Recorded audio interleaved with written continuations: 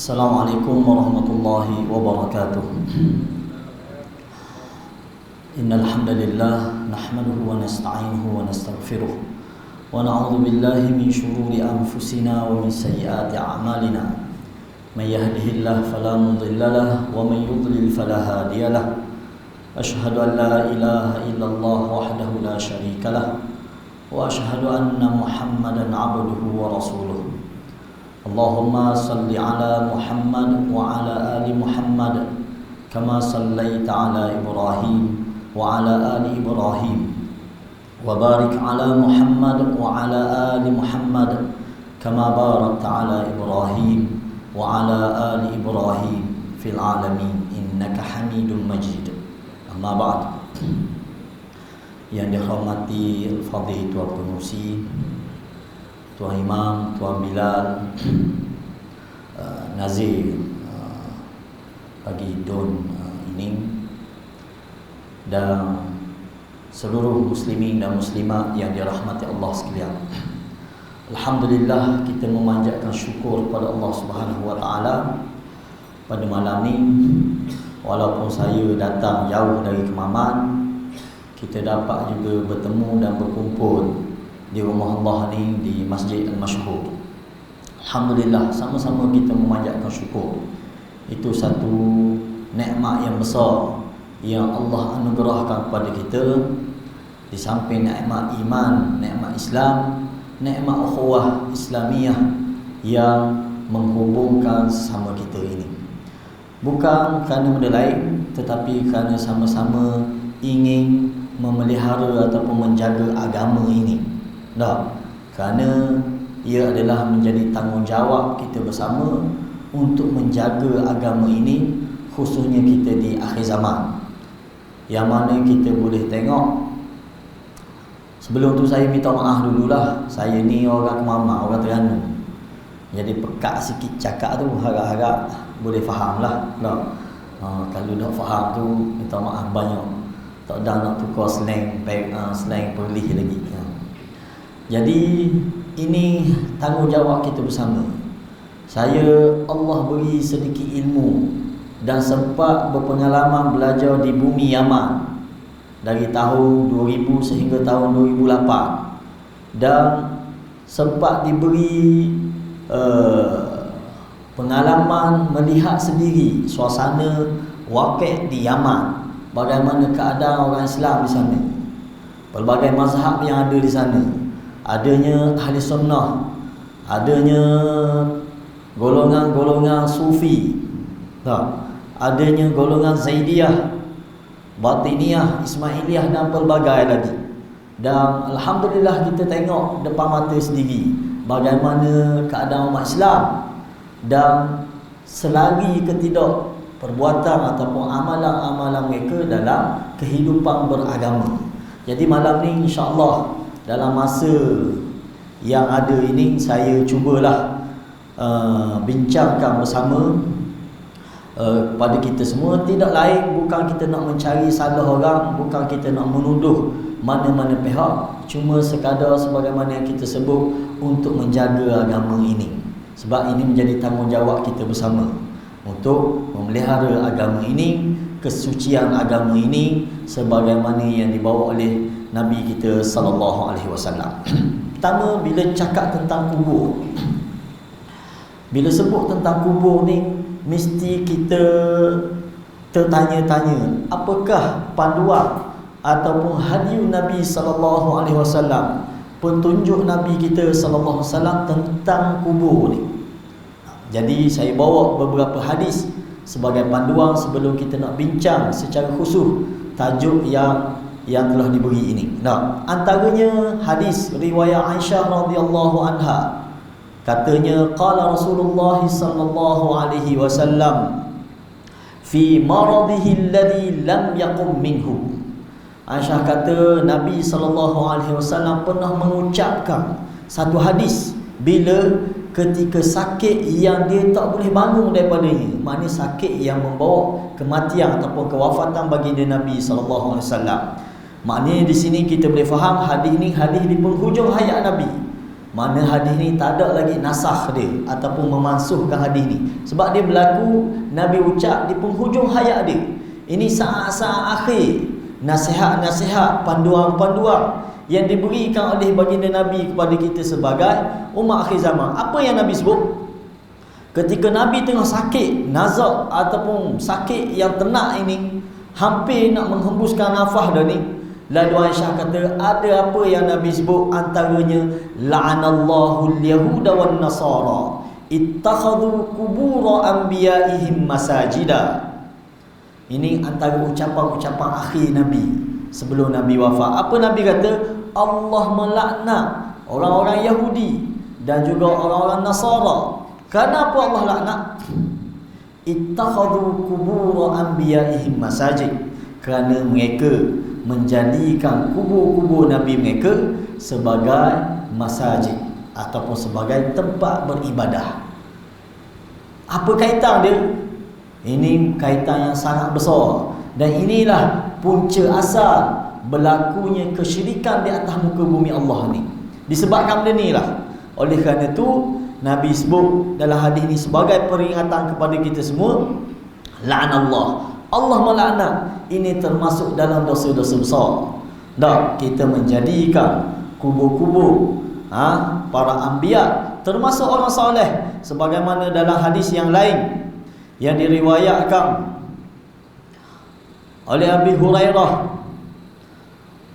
dan juga Aisyah serta Ummu Salamah. Ini sebuah hadis yang lain, sama juga apa yang Nabi pesan kepada kita semua melalui hadis ini. Dan Ummu Salamah kata, zakara li Rasulillah sallallahu alaihi wasallam kanisatan ra'atha bi ardi Habasyah yuqalu laha Mariyah, fadzakarat lahu ma ra'at fiha min as-suwar, faqala Rasulullah sallallahu alaihi wasallam, ulaika qaumun idza mata fihimul 'abdu salih awil rajulu salih banau ala qabrihi masjidan wa sawwaru fihi tilka suwar ulaika syiraru khalqi 'indallah.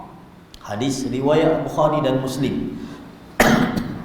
Hadis ni riwayat Aisyah dan juga Ummu Salamah. Ummu Salamah kata dia pernah menceritakan kepada Nabi tentang sebuah kanisah. Ummu Salamah ni antara yang terlibat dalam hijrah ke Habasyah.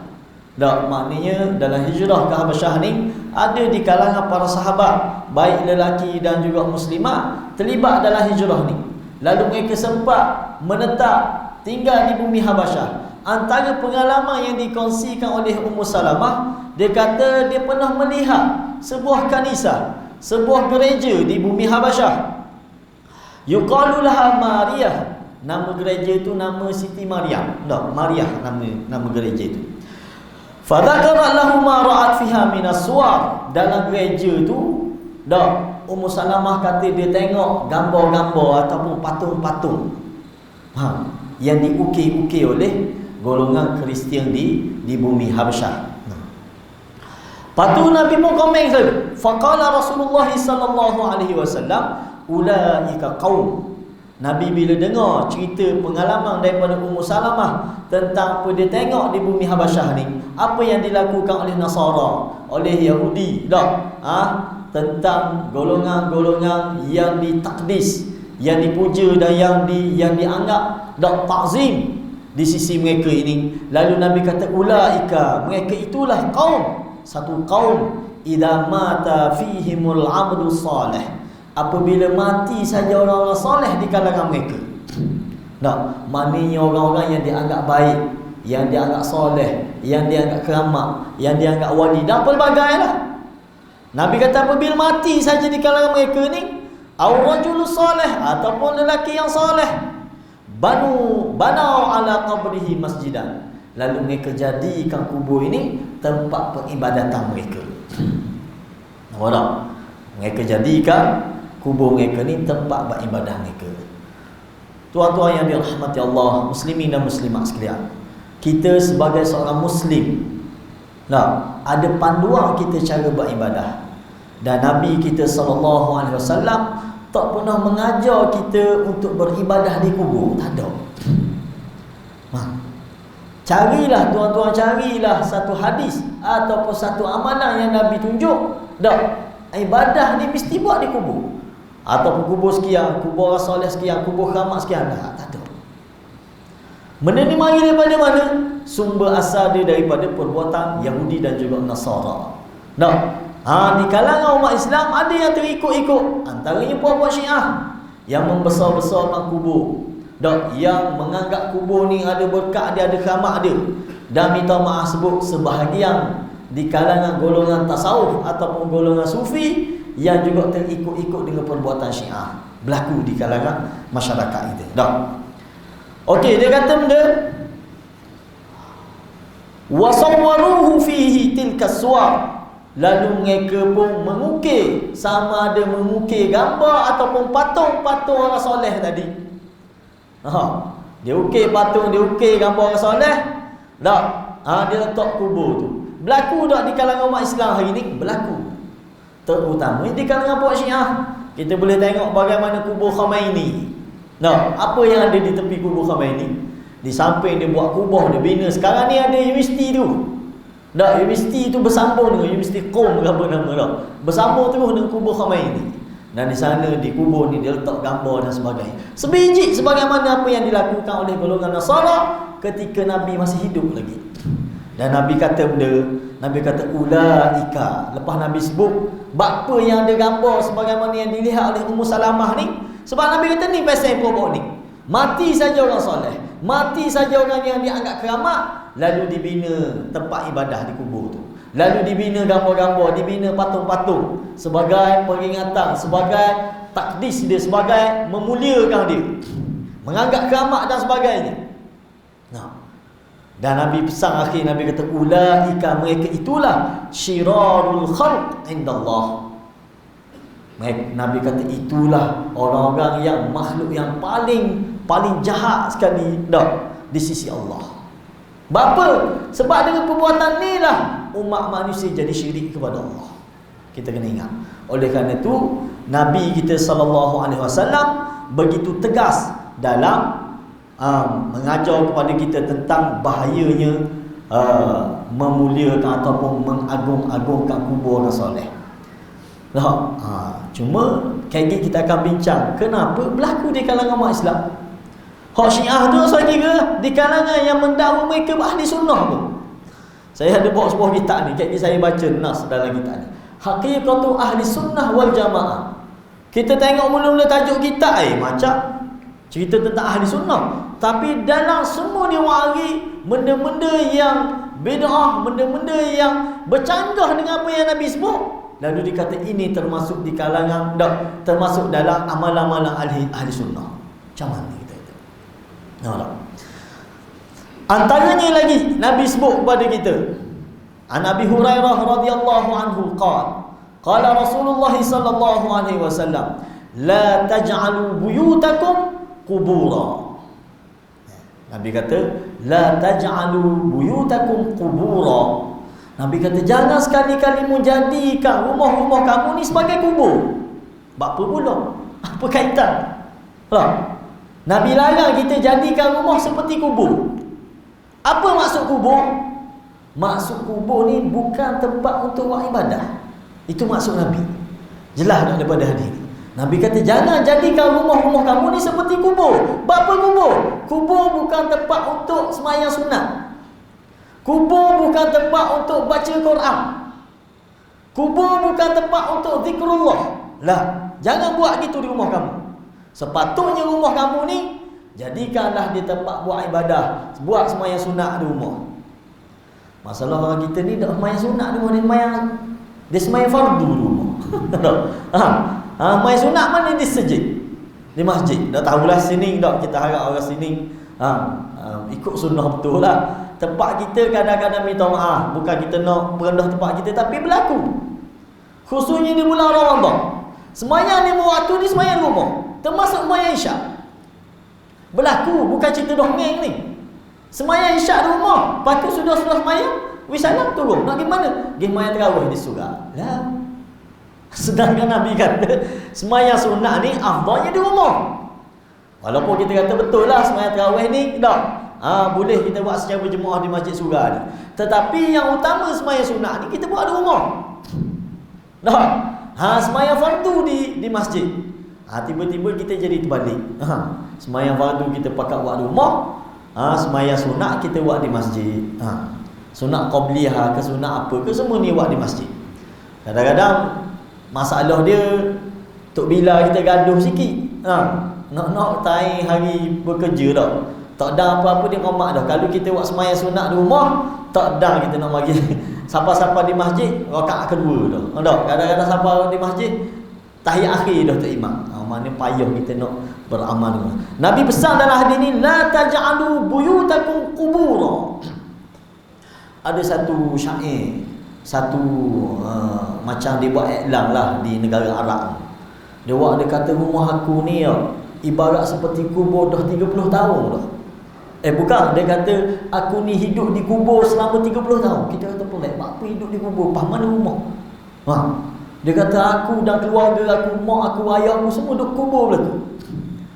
Dengar-dengarlah, rupa-rupanya dia kata rumah dia ni tak pernah didirikan sebarang bentuk ibadah. Tak ada sembahyang sunat dalam rumah tu, tak ada dengar Quran dalam rumah tu, tak ada berzikrullah, tak ada baca zikir pagi, zikir petang dalam rumah tu. Maka dia kata ibarat aku duduk rumah ni seolah-olah seperti di kubur. Jadi mafhum para ulama daripada hadis ni, kubur bukan tempat ibadah. Dalam hadis yang lain, Nabi larang benar-benar, Nabi jelas larang kita la tusallu ilal kubur. Jangan sekali-kali sembahyang di kubur. Nabi larang kita sembahyang di kubur. Tak ada istilah kita ni nak pergi sembahyang sunat duha di kubur, tak ada. Tak pernah ada syariat untuk melakukan sebarang bentuk solat di kubur kecuali sembahyang jenazah. Bagi orang-orang yang tak sempat sembahyang jenazah sebelum dikebumikan, boleh. Ini berdasarkan apa yang dilakukan oleh baginda Nabi sallallahu alaihi wasallam. Selain pada tu tak ada istilah Nabi pergi sembahyang kubur, tak ada. Pertama, Nabi kata la taj'alu buyutakum qubura. Mafhum para ulama dalam menafsir hadis ni, kubur bukan tempat untuk beribadah. Kita kena ingat. Melainkan apa? Ibadah dalam bentuk ziarah. Ziarah tak ada hal lah. Ziarah sesuai dengan sunnah Nabi sallallahu alaihi wasallam. Para ulama bahagikan ziarah kubur ni yang berlaku dalam masyarakat Islam ini ada 3 bentuk. Sama ada ziarah sunnah, ataupun ziarah bid'ah, ataupun ziarah syirik. Ni kita akan bincang apa yang berlaku di kalangan Syiah dan juga apa yang berlaku di kalangan sebahagian golongan tasawuf yang melampau, yang hulu terhadap kubur-kubur orang soleh ni. Lepas tu benda pula Nabi sebut belakang dia. Lepas Nabi kata jangan jadikan rumah-rumah kamu ni sebagai kubur. Buat ibadah di rumah. Jangan sekali-kali buat ibadah di kubur. Wala taj'alu qabri 'aidan. Nabi kata. Dan jangan menjadikan kubur aku ni sebagai tempat perayaan. Kubur siapa ni? Kubur Nabi kita sallallahu alaihi wasallam. Saya baca definisi apa maksud aidan. Tengok para ulama sebut tentang aidan ni. Wala taj'alu qabri aidan. Makna kalimah ini diberi faham oleh ulama-ulama hadis kita. Al-aid ma yu'tadu maji'uhu wa qasduhu min zamanin wa makan. Aid maksud dia apa yang dilakukan secara berulang-ulang. Didatangi semua. Hari ni di tempat kita dulu seingat saya lah tak pernah berlaku orang buat haul di kubur ni, tak berlaku. Tapi hari ni masya-Allah. Ada orang yang cuba menghidupkan benda ni balik. Dia cuba menghidupkan balik. Haul ni benda masuk, dia datang secara tahunan. Pada hari kematian hamba Allah ni, dia akan buat haul, dia akan buat peringatan. Nabi sebut ni di kubur siapa? Kubur aku pun jangan buat lagu tu. Dasar kubur anak cucu dia, dasar kubur orang lain. Kubur Nabi sendiri, Nabi kata la taj'alu qabri 'aidan. Kita nak tafsir guna hadis ni.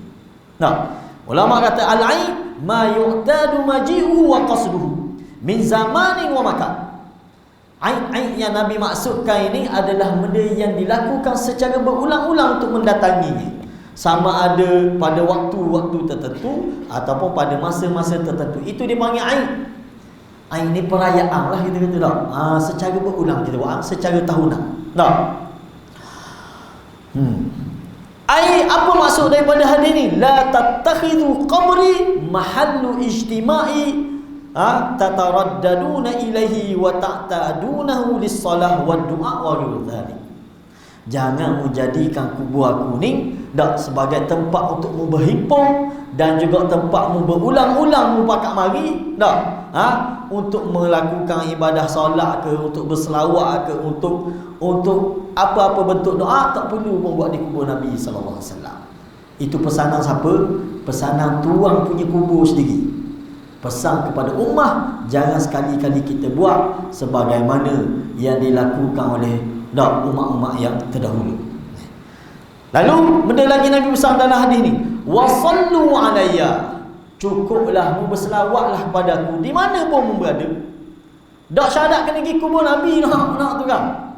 Kan setengah orang kita bila orang nak pergi Mekah pergi salam ke Nabi siapa ajar dia suruh pergi salam ke Nabi Kita ni sebagai ummah, mana pun kita baca, kita berselawat, kita memberi salam kepada Nabi, Allah akan sampaikan kepada Nabi.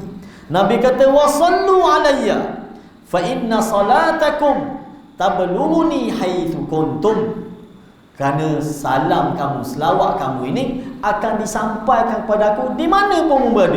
Mu ada di Kangar ke, mu ada di Kemamang ke, mu ada di mana pun, asal mu selawat, Allah akan sampaikan. Tidak syarat di kubur Nabi, tidak syarat. Ini dalam bentuk-bentuk kesalahan sebahagian ummah kita dalam bab ni. Okey. Mafhum daripada hadis ni, syarah daripada hadis ni, ulama sebut naha sallallahu alaihi wasallam, Nabi melarang an ijla'il buyut min salatin nafilah, ikhla'il buyut min salatin nafilah fiha wa du'a. Daripada hadis ni kita kena ambil faham bahawa Nabi melarang kita ni sunyikan rumah kita ataupun tidak mendirikan di rumah kita ni sembahyang sunat ataupun berdoa ataupun baca Quran. Tuan-tuan, kita kena ajar rumah kita ni biar hidup dengan ibadah. Minta maaf lah, sebahagian masyarakat kita ni rumah ada TV, ada kadang-kadang dipenuhi dengan hiburan. Dapur dia letak TV, dalam rumah dia ada TV, dalam bilik dia ada TV masing-masing pula. Hak tu urusan hiburan, tapi biar jadikan rumah kita ni tempat adanya ibadah. Ibadah khusus kita dengan Tuhan. Benda ibadah khusus ni bukan sembahyang fardu. Sembahyang fardu orang lelaki sebaiknya sebolehnya mari ke masjid. Saya tengok di Perlis ni, masya-Allah, banyak masjid. Banyak masjid. Pergi cerok mana pun ada masjid. Siapa nak mari sembahyang? Kalau dah sekiranya pakat masyarakat kita pakat sembahyang di rumah. Tapi di rumah ni benda jadikan tempat untuk sembahyang sunat. Mana sembahyang sunat kita boleh buat di rumah? Sembahyang malam. Qiyam bulan kita boleh buat dulu. Ini benda. Dan Nabi kata jangan, Nabi melarang kita mensunyikan rumah kita dari sembahyang sunat, daripada berdoa, berzikir, baca Quran. Fatakunu bimanzilatil qubur, lalu jadilah rumah itu seperti kedudukan sebuah kubur yang tidak dijadikan tempat beribadah di situ. Lianna an-nahya 'anis salah 'indal qubur qad taqarrara 'indahum fanahahum an yaj'alu buyutakum kadzalik. Kerana Nabi melarang berkali-kali untuk buat ibadah di kubur ni. Bersembahyang di kubur Nabi larang berkali-kali. Oleh kerana itu Nabi pesan kita jangan jadikan rumahmu seperti kubur juga. Sedangkan rumah bukan tempat larangan untuk beribadah. Yang dilarang beribadah adalah di kubur. Wa naha an tikrari ziyarati qabrihi wal ijtima' indahu. Dan Nabi juga larang kepada kita sebagai umat akhir zaman ni berulang-ulang, bersungguh-sungguh untuk pergi ziarah kubur Nabi dan berhimpun di sana. Kita pergi ziarah di Madinah ni, hak utama kita ziarah adalah benda kita ziarah hak utamanya. Masjid Nabawi itu hak utama kita ziarah. Bukan saya kata tak perlu ziarah kubur Nabi, tetapi tak boleh dengan niat syaddu riha kerana nak pergi kubur Nabi. Tak boleh itu. Sebab Nabi pesan kita, la tashuddur rihal illa ila thalathati masajid. Ini pesanan Nabi kita ke kita. Jangan sekali-kali kamu bersusah payah untuk bermusafir, berhabis pitih, berhabis masa, berhabis tenaga, melainkan ketiga buah masjid ini saja. Nabi pesan. Maknanya hatta masjid sekalipun, kalau kita bersungguh, kerana apa nak pergi masjid terapung di Terengganu contoh, ataupun masjid Kristen di Terengganu contoh, kita syedur reha pun Nabi tak kenalkan benda tu. Atas dasar kerana semata-mata nak pergi masjid tu, atas dasar ilmu, atas dasar cari kerja, tu lain cerita. Tapi atas dasar, kita kata atas dasar agama ni, kalau masjid ni saya nak pergi juga ke mana-mana, la tasyuddu rihal, Nabi kata. Mu jangan ayah bersusah payah lah, jangan bazir kepitihmu, jangan bazir tenagamu, jangan bazir masamu, kecuali ketiga buah masjid ni. Hak ni tak apa mu berhabis pitih ke Masjidil Haram, Masjidil Hadha wa Masjidil Aqsa. Nabi kata tiga buah masjid ni tak apa mu habis pitih. Itu dikira sebagai agama, sebagai tuntutan agama. Nah, tu masjid Nabi larang. Bayangkan kubur. Faham? Ni orang buat package ziarah, package lawatan, mana kubur-kubur wali. Masya Allah you. Dia buat package 8,000, 7,000. Gimana ni? Kubur-kubur wali songo. La ilaha illallah. Adakah itu termasuk dalam arah agama? Saya baca gitu. Tak, apa yang jadi ada orang bersungguh buat benda ni? Sebab dia adalah kitab. Dia adalah kitab. Tapi tak ada dalam panduan agama. Nabi tak pernah ajar benda ni. Nah.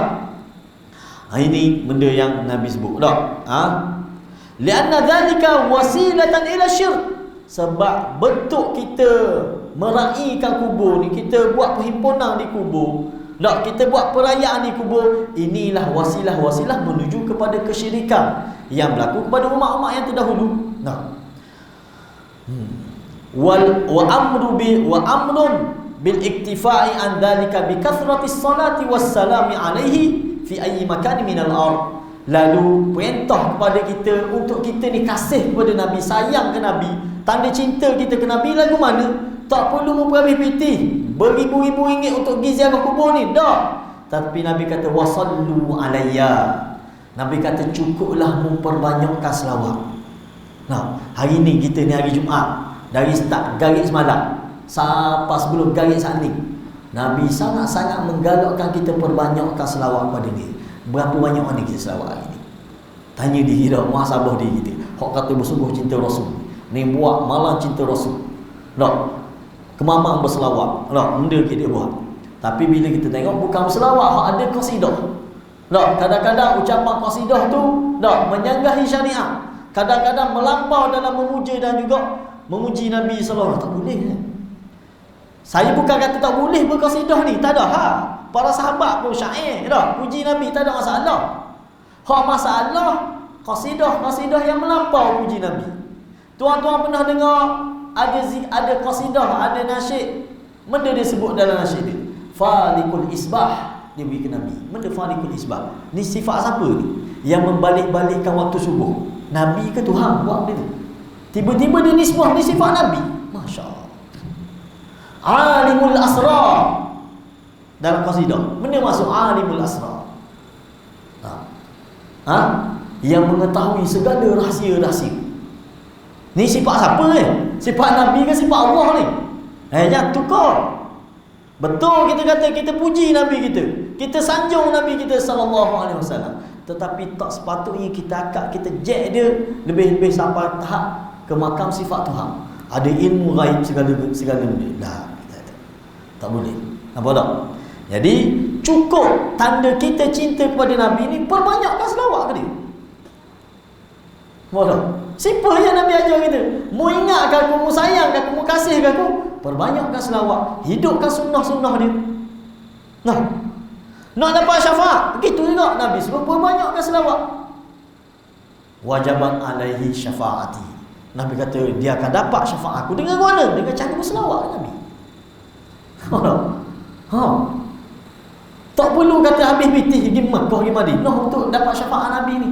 Cukup kita duduk kampung kita ni, kita boleh syafaat. Antaranya Nabi pesan lagu mana? Apabila dengar azan, maka jawab azan dan berdoa, minta untuk Nabi ni maqaman mahmudah. Nabi kata wajabat alaihi syafaati. Dia pasti akan dapat syafaat aku. Simple. Nah, itu kaedah Nabi ajar dah kepada kita. Ni dia ajar dah. Nak dapat syafaat Nabi kena qasidah gini-gini. Lah, siapa ajar ni? Oh, dah. Sekali lagi saya sebut, saya tak pernah larang orang qasidah. Kita pun dengar qasidah. Kita pun dengar syair-syair yang indah yang puji Nabi. Dan para sahabat pun memuji Nabi. Dak, antaranya Hasan bin Thabit, dak, antara penyair yang sentiasa dia mengalungkan syair-syair memuji baginda Nabi sallallahu alaihi wasallam. Salah ke tak salah puji Nabi? Hak salahnya melampau dalam memuji, dak, Nabi sallallahu alaihi wasallam. Itu tak boleh. Nah, cukup kita puji Nabi ini sebagai seorang rasul, seorang hamba Allah, seorang rasul yang diberi mukjizat kepada dia, yang diberi wahyu kepada dia. Itu cukup. Lalu Nabi kata dan suruhan kepada kita bil iktifa, memada dengan kita perbanyakkan selawat kepada Nabi. Nah, terutama pada hari Jumaat. Hari biasa Nabi suruh selawat dah, tapi hari Jumaat ni Nabi suruh tingkatkan selawat.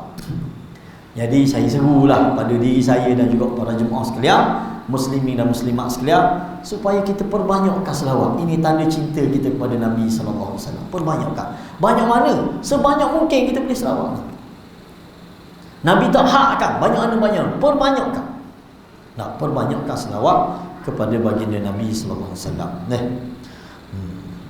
Fi ay makan minal ard, di mana-mana pun berada, caramu untuk ingatkan aku, kasih aku dengan cara berselawat. Lianna dzalika yablughu minal qaribi wal ba'id ala haddi sawa. Sebab siapa-siapa saja yang berselawat kepada baginda Nabi akan sampai ke Nabi, sama ada dia duduk dekat ataupun dia duduk jauh. Nah, maka tidak menjadi tanggungjawab ataupun tuntutan kepada kita untuk bersusah payah dak syiddur rihal untuk ke kubur Nabi ini. Satu lagi hadis kita nak sebut tentang Nabi sebut satu lagi hadis berkait dengan ayat ini dengan An Atha bin Yasar wa Abi Hurairah radhiyallahu anhu.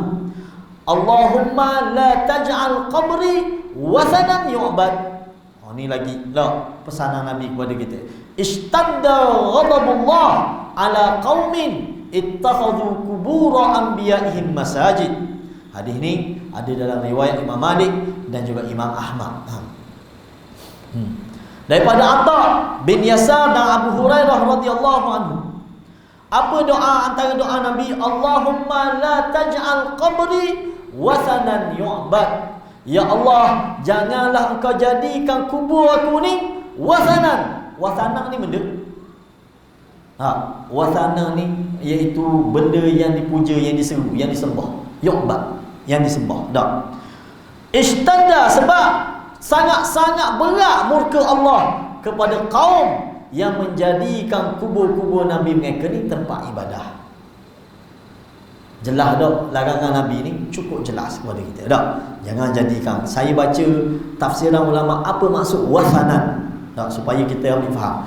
Wathanan ai huwal ma'budul ladzi la surata lah kal kuburi wal asjari wal umudi wal hitan wal ahjar wa nahwiha. Wathanan yang Nabi sebut dalam hadis ni, mafhumnya para ulama kata ialah benda-benda yang disembah, yang dipuja, yang diseru, la suratalah, yang tiada gambaran dia. Nah, seperti apa? Seperti kubur. Nah, kubur ni bukan zaman kita hari ni, zaman Nabi Nuh AS dulu dah. Dah start orang puja kubur ni. Nampak tak? Kal kubur, seperti kubur, ataupun pokok-pokok, ataupun tiang-tiang ke apa, ataupun dinding, ataupun batu-batu dan lain-lain yang diseru, yang dipuja. Lalu Nabi pesan pada kita melalui doa ni, Nabi kata la taj'al qabri wathanan yu'bad.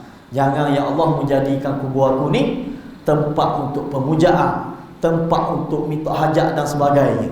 Nah, ini pesanan Nabi kepada kita semua supaya kita pakat beringat dah. Jadi apa kaitan yang kita kata berkait dengan perbuatan golongan Syiah dan juga golongan Quburiyun? Benda persamaan mereka dalam bab ni.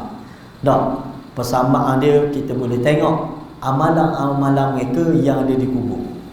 Saya sebagaimana yang saya sebut tadi, pengalaman saya di Yaman ni, walaupun saya belajar di Sana'a, Dan alhamdulillah di Sana'a ni kita kata tak ada kubur-kubur yang dipuja melampau-lampau. Sedangkan di Sana'a ni ada kubur ulama-ulama, ada kubur tak apa ni orang-orang soleh, seperti kubur Imam Syaukani dan sebagainya. Tetapi alhamdulillah oleh kerana kefahaman sunnah yang tinggi sini, walaupun ada Syiah Zaidiyah situ, tapi tak ada istilah memuja kubur melampau-lampau ni, tak ada. Cuma di Yaman ada 2-3 tempat pemujaan kubur yang melampau ni berlaku. Satu di kalangan, kita kata dia di kalangan ahli sunnah lah, kita kira sebab dia mazhab Syafi'i lah. Dan 2 lagi kita kata dari golongan Syiah. Dan ketiga-tiga tempat ni alhamdulillah saya bukan dengar cerita orang, bukan sekadar baca di buku. Bukan hanya dengar daripada Tok Syekh cerita, Syekh-Syekh kita di tempat belajar kita cerita. Kita pergi tengok sendiri, kita pergi perhati sendiri. Apa yang berlaku pertama sekali, yang paling utama di Yaman ni, di sana ada dakwaan kubur Nabi Hud alaihissalam. Masya Allah. Kalau tuan-tuan pergi, saya pernah pergi sekali, dan saya tengok depan mata saya sendiri apa yang dilakukan oleh sebahagian umat Islam sana. Masya Allah. Berlaku percanggahan, berlaku benda yang tidak disyariatkan pada kita pun dalam bab kubur. Pertama sekali ulama bincang tentang kubur Nabi Hud ni, betul ke kubur Nabi Hud situ? Tu soalan pertama sekali. Yang mereka dakwa inilah kubur Nabi Hud, berdasarkan asal begini. Bila kita kaji-kaji, rupa-rupanya kubur ni yang jadi temu situ, betul kita kata Nabi pernah sebut bahawa Nabi Hud ni duduk di mana? Di Ahqaf, di Bukit Berpasir. Dan Bukit Berpasir ni bukan di Yaman saja ada. Dia ada sebahagian di Yaman dan sebahagian lagi di Oman. Nampak tak? Dan kita sebagai seorang Muslim, kita percaya dan yakin sepenuh hati, hanya satu-satunya kubur yang sahih, yang betul bahawa itu adalah kubur Nabi. Kubur siapa? Kubur Nabi kita Muhammad sallallahu alaihi wasallam. Hak tu je hak tu. Ada pun hal lain, semua sekadar dakwah. Semua sekadar dakwah orang. Bila dakwah ni kita nak kata gua ni sahih ke tak? Faham? Sebab kubur Nabi ni macam-macam dakwah lah. Saya pernah ke Jordan.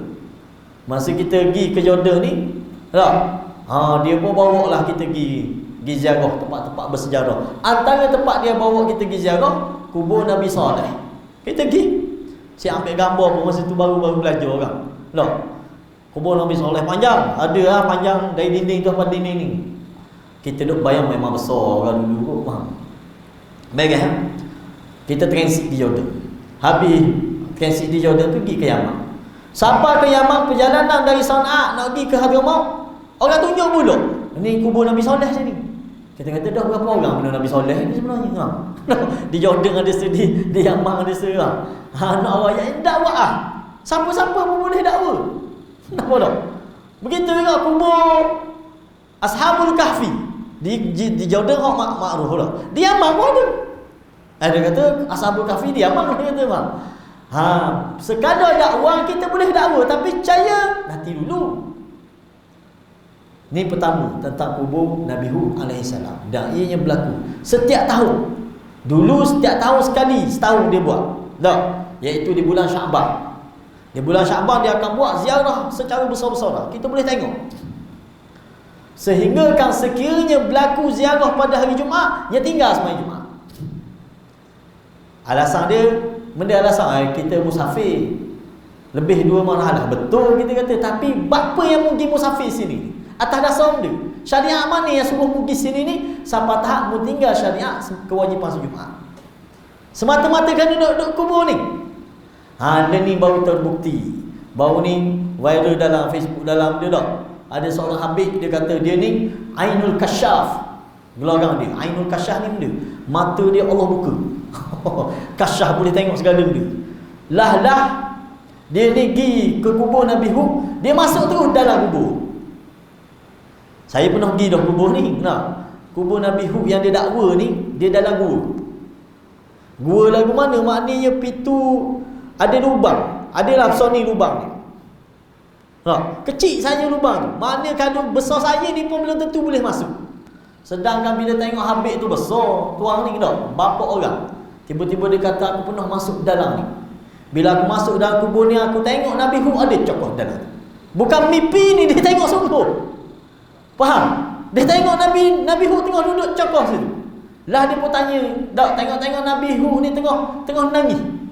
Selak nangis. Dia pun tanya, wahai Nabi Allah, bapa mu nangis ni? Allah. Ni kita kata, bang, bapa mu nangis? Nabi Hud kata, aku nangis ni sebab aku tanggung beban dosa-dosa orang mari ziarah aku. Apa tak? Bang. Siapa-siapa orang mari ziarah aku sini ni, aku akan tanggung beban dosa-dosa dia. Siapa bila? Siapa Allah ampuni dosa-dosa orang ni. Sebab tu yang jadi bersungguh mari ziarah ni. Bang, tu penyebab mari bersungguh ziarah. Nampak? Dan tuan-tuan kena ingat, tempat kubur Nabi Hud ni bukan penempatan orang. Tak ada orang manusia duduk situ. Bukan perkampungan. Sebab tu dia tak buat Jumaat. Tetapi kalau kita pergi, macam bandar terus situ.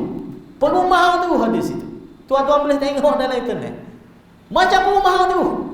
Siap ada api, siap ada air, siap ada kedai, ada benda. Tapi bila orang duduk sini? Ketika ziarah sahaja.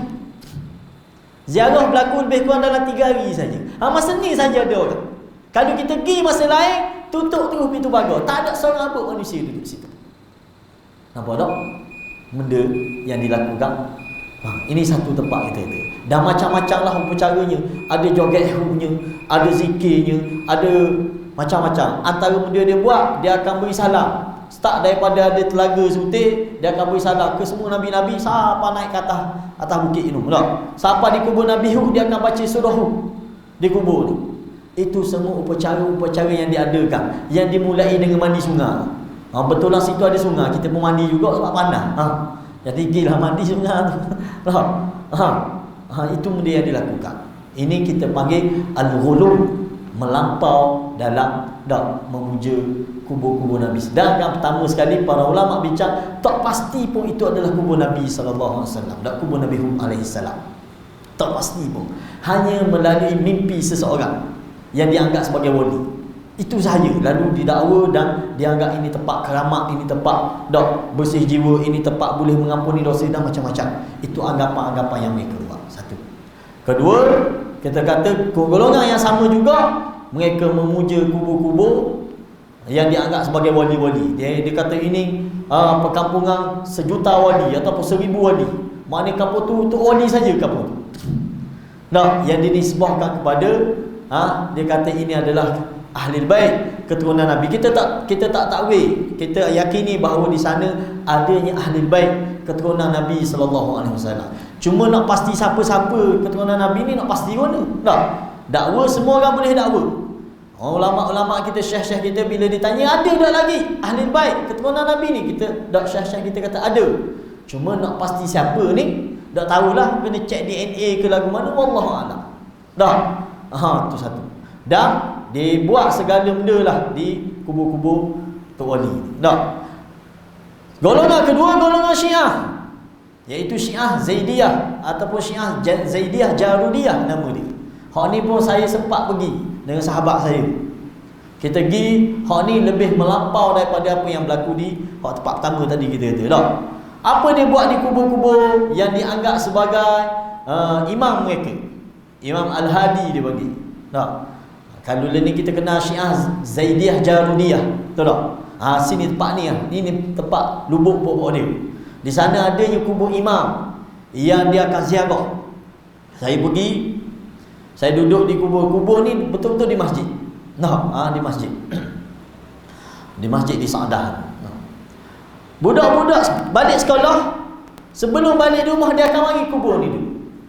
Dan ni saya tengok depan mata. Dia mari, dia akan tawah di kubur. Sudah dia tawah 2-3 kali baru dia balik. Ada seorang pelajar ni mari, dia tengok kita ni orang asing, orang luar, dia tanya, "Mu dari mana ni?" Kita kata dari Malaysia. "Tempat mu ada kubur imam tak?" Dia tanya tak. "Tempat mu ni ada kubur imam tak?" Kata tak ada. Tempat kita ada kubur imam. Mana dia bangga benda tu. Dan itu menjadi orang kata ibadah yang dianggap sebagai cara mendekatkan diri kepada Allah. Wa'alaikumsalam. Ini satu kumpulan. Dan bukan setakat dia duduk tawaf, dia duduk puja kubur ni, malah apabila mari musim korban, dia akan berkorban di kubur ni. Ini semua benda-benda yang bercanggah dan benda-benda yang boleh membawa kepada kesyirikan kepada Allah. Sebab ibadah korban, Allah kata benda dalam Quran, fasalli li rabbik wanhar. Allah kata tak? Allah kata hendaklah kamu sembahyang, kamu beribadah, kamu solat ni kerana aku, li rabbik, kerana Tuhanmu, wanhar, dan juga hendaklah mu menyembelih korban ke apa kerana Tuhanmu. Tiba-tiba kita sembelih, dia kata saya sembelih korban kerana Allah, tapi saya buat kubur ni. Apa kaitan kubur dengan penyembelihan? Tidak lain melainkan kerana ta'zim, kerana memuliakan tuan kubur. Kerana anggap tak kubur ni, kalau sembelih kubur ni lain dia punya korban dia. Tak, mustajab, diterima Allah korban. Ini bahaya kita kata. Tak. Kefahaman lagu ni bahaya. Nampak tak? Satu. Kedua dan ketiga, tempat yang pernah saya pergi juga adalah di kubur Queen Arwah dia panggil. Queen Arwah ni orang yang pernah memerintah Yaman. Yaman kalau kita baca dalam sejarah, dia pernah diperintah oleh dua orang wanita. Tak? Pertama di zaman Nabi Sulaiman, siapa nama dia? Balqis. Tak, tu zaman Nabi Sulaiman. Dan kedua pernah diperintah oleh wanita di zaman Kerajaan Fatimiyah Mesir. Tak, di Mesir, Kerajaan Fatimiyah. Di Yaman pada masa tu diperintah oleh Queen Arwah nama dia, ataupun Malikah Arwah. Malikah Arwah ni dia ada di Jiblah, di antara Id dan juga Sana'a, Yaman. Di sana dalam masjid kubur dia. Siapa orang yang puja kubur dia ni? Golongan Ismailiyah Batiniyah. Kita kenal di Malaysia kita ni pun ada. Saat-saat ni kaya lah. Di Malaysia pun, baik di Yaman pun, dia ada persatuan dia. Dan kita boleh kenal tu orang. Dia pakai putih, segala putih. Payah putih, jubah putih, baik lelaki, baik perempuan. Ini golongan Ismailiyah. Tiap-tiap tahun dia akan mari ziarah kubur. Benda dia buat macam-macam. Dia bersujud, dia menangis, dia minta hajat, macam-macam. Tak kira OKU, tak OKU mari belaka. Kita pernah tengok ada seorang OKU mari ke, kata tak ni, apa ni, mari dengan kursi roda ni. Dan nak naik ke masjid ni ada lebih kurang kat 100 tangga, anak tangga. Dia pergi hamba Allah ni. Bapa nak minta hajat sini. Nak berdoa. Nak memohon hajat kepada Allah Subhanahu Wa Taala. Ini apa yang dilakukan. Dan kita kena ingat benda-benda ni tidak berlaku melainkan kerana ada sumber yang menjadi pegangan mereka. Kita tengok kalau golongan Syiah, kita boleh ambil apa yang disebut oleh puak Syiah tentang yang menjadi sandaran kepada mereka, tentang apa yang mereka bersungguh mari ziarah. Kita tengok antaranya Kulaini telah meriwayatkan ada hadis, dan semua hadis ni direka-reka belaka. Dia kata benda, qala Rasulullah sallallahu alaihi wasallam, ya Ali, man zarani fi hayati aw ba'da mauti aw zaraka fi hayatika aw ba'da mautik aw zara ibnaika fi hayatihima aw ba'da mautihima, dhamantu lahu yaumal qiyamah an ukhlisahu min ahwaliha wa syada'idiha hatta asbirahu ma'i fi darajati. Masya Allah. Pesanan Nabi kepada Sayyidina Ali, tengok, wahai Ali, siapa-siapa yang mari ziarah aku masa aku hidup ataupun lepas aku mati, ataupun pergi ziarahmu, ziarah Ali masa di dunia, hadis riwayat Syiah ni yang pakar pula. Dia kata barang siapa yang ziarahmu juga Ali, sama ada masa mu hidup ataupun lepas mati, ataupun pergi ziarah dua anakmu iaitu Hasan dan Husain masa dia hidup ataupun lepas mati, maka aku jamin aku akan pelihara dia, aku akan selamatkan dia daripada segala kesusahan di akhirat besok, dan aku akan pertahankan dia sehingga dia naik darjat fi darajati, sama darjat dengan aku. Orang dengar kalau kita dengar hadis ni, tak berasa bersungguh kita nak cari kubur Sayyidina Ali. Tak bersungguh kita akan pergi ziarah kubur ni, cari kubur Husain dan sebagainya. Ini apa yang difahami oleh Syiah, dan Syiah bersungguh dalam bab ni. Lagi mana lagi riwayat ada, semua hadis palsu belaka yang menjadi sandaran. Sama kita kata, dua kumpulan ni, baik Syiah, baik golongan tasawuf yang melampau ni, dua-duanya semua berpandukan kepada hadis-hadis dhaif jiddan ataupun hadis-hadis palsu untuk membenarkan tindakan mereka. Kita tengok mana lagi Syiah kata, inna man ata qabra Husain ghufira lahu ma taqaddama min dhanbihi wa ma ta'akhkhar. Sesungguhnya siapa-siapa yang datang mari ziarah kubur Husain. Kubur Sayyidina Husain ni duduk mana? Kubur Sayyidina Husain ni ikut riwayatnya katanya di Karbala. Tubuh dia di Karbala. Dan orang Syiah memang bersungguh ke kubur Husain. Lebih bersungguh daripada pergi haji. Sampai perekat Syiah kita di Malaysia ni pun ada juga muka masa ziarah Karbala ni. Ada tengok tak? Ada juga wakil. Allah tak? Dia kata benda barang siapa mari ziarah kubur Husain, maka akan diampuni segala dosa dia yang lepas dan yang terakhir. Dan siapa tak mau bersungguh ziarah kubur. Tak? Lagi siapa lagi? Inna man zara qabra Ali ar-Ridha wa huwa thaminu a'immatihim al-maz'umin. Ghafarallahu lahu ma taqaddama min dhanbihi wa ma ta'akhkhar. Wa bana lahu mimbaran fi hidai mimbari Muhammad wa Ali hatta yafurullah min hisabil khalaiq. Allah. Semua besar-besar belaka dia punya fadilat. Barang siapa pergi ziarah kubur Sayyidina Ali, maka akan diampuni segala dosa-dosa dia dan akan dibina mimbar dia di sisi mimbar Nabi dan juga mimbar Sayyidina Ali. Kedudukan dia ni standard Sayyidina Ali, standard Nabi. Kait sama Sayyidina Ali dengan Nabi. Sampai bila dia akan duduk sehingga selesai semua makhluk-makhluk lain dihisap, sampai setara itulah dia akan dibina.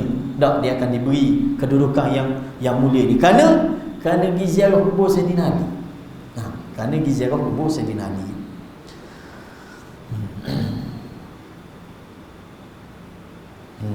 Banyak lagi lah kita kata benda yang menjadi pegangan ataupun sandaran puak Syiah. Dan begitulah juga saya baca yang terakhir sekali daripada kitab yang saya sebut tadi, Haqiqah Ahli Sunnah wal Jamaah, yang dikarang oleh sebahagian yang mendakwa dia Ahli Sunnah, tetapi apa yang disebut adalah bercanggah dengan sunnah baginda Nabi SAW. Apa dia sebut dalam ni? Dia kata tentang fi ziyaratil kubur wa ma yata'allaqu biha. Ahli Sunnah ni guna dalam bab ziarah kubur. Saya baca sebahagian pegang yang disebut. Dia kata mana bab ziarah kubur ni, dia kata ziyaratul kubur imma li mujarrad tadhkiril maut wal akhirah fatakunu bi ru'yatil kubur min ghairi ma'rifah ashabiha. Dia kata kalau sekadar nak pergi ziarah kubur untuk ingat akhirat, cukup kita pergi ziarah kubur tanpa kita tahu siapa tuang dia. Ni ziarah benda kita panggil ziarah menepati sunnah. Sebab Nabi suruh kita pergi ziarah kubur ni tidak syarat kubur siapa-siapa. Gilah ziarah, tujuan dia benda tudzakirukumul akhirah. Nabi kata lah, asal Nabi larang kita ziarah kubur, tapi kediang Nabi kata fazuruha fa innaha tudzakirukumul akhirah. Tujuan kita ziarah kubur ni Nabi sebut dalam hadis ni supaya untuk ingat kita mati, supaya ingat kita kepada akhirat. Tetapi dia kata auli tabarruk fatusannu li ahli alkhair lianna lahum tasarrufat wa barakat la yahsa madaduha. Dia kata ataupun pergi ziarah kubur orang soleh, ahli khair. Siapa ahli khair ni? Kubur-kubur tok wali, kubur-kubur orang yang dianggap keramat. Apa? Sebab di sisi mereka ni tasarrufat wa barakat. Mereka ni boleh nak tolong dan sebagainya. Tasarrufat ni mereka ada, mereka boleh buat urusan ni. Tak ada satu pergi ziarah kubur orang soleh ni. Tak ada satu pergi ziarah kubur tok wali ni. Tak ada satu lah pergi buat haul kubur sekian. Apa? Sebab tuan kubur ni ada tasarrufat. Dia boleh mengurus lagi. Bahaya dah akidah lagu ni. Ni dalam kitab yang didakwa Haqiqah Ahli Sunnah. Tapi perbuatan dia tak pernah pun Nabi ajar lagu tu. Nabi tak pernah ajar kita kena pergi ziarah kubur tok wali sekian. Pergi ziarah kubur orang ni, kubur orang ni lah. Nabi suruh kita pergi ziarah kubur atas dasar umum. Atas dasar umum. Tujuan untuk mengingat kematian, tujuan untuk ingat akhirat. Tapi ni Tujuan pergi ziarah kubur supaya benda untuk dapat barakat. Adanya berkat kubur sekian, adanya berkat kubur sekian. Dan ini berlaku. Kita kata sebahagian pelajar kita yang belajar di Yaman, mereka pakat walik tanah kubur. Bila tanya apa tanah kubur ni? Tanah kubur ni berkat, boleh buat berobat dan sebagainya. Sebiji sebagaimana apa yang dilakukan oleh golongan Syiah dalam bab ni. Inilah benda yang boleh saya bincang sikit. Saya sebut sekali lagi, saya tak ada tujuan untuk menjatuhkan mana-mana orang, menuduh mana-mana kumpulan. Cuma kita nak sebut panduan kita dalam beragama ni, Nabi ajar segala benda kepada kita. Al-yawma akmaltu lakum dinakum wa atmamtu alaikum ni'mati wa raditu lakumul Islam dinan. Allah kata hari ni aku telah sempurnakan agama. Dah. Sebagai panduan hidup kita ni dah sempurna. Nabi ajar kepada kita semua sekali, termasuk dalam bab ziarah kubur, dalam bab hubungan kita dengan kubur. Lagu mana? Dianya tak ada lain melainkan untuk mengingatkan kita kepada kematian, bukan atas dasar untuk puja, bukan atas dasar untuk bertawassul, bukan atas dasar untuk minta tolong dan sebagainya. Ini benda-benda yang bercanggah dan ini telah dilakukan oleh golongan sebahagian besar golongan Syiah dan juga sebahagian dari golongan orang-orang yang mendakwa dia adalah ahli tasawuf dan sebagainya. Kita atas dasar ni kita kena peringat dan berhati-hati bila kita nak hantar pelajar anak-anak kita ni belajar, termasuk di bumi Yaman ke di mana-mana negara lah, kita kata pastikan bebas anak kita ni dari penyakit ni. Sebab bila terkena penyakit ni tak ada obat. Tak ada obat tuan-tuan. Jadi hati-hatilah. Sekadar tu sahaja benda yang boleh saya kongsikan pada malam ni. Moga-moga ia memberi manfaat kepada kita semua dan kita boleh menjaga akidah kita, amalan kita biar sesuai dengan apa yang diajar oleh baginda Nabi kita sallallahu alaihi wasallam. Sekadar tu wallahu a'lam. Wassalamualaikum warahmatullahi wabarakatuh.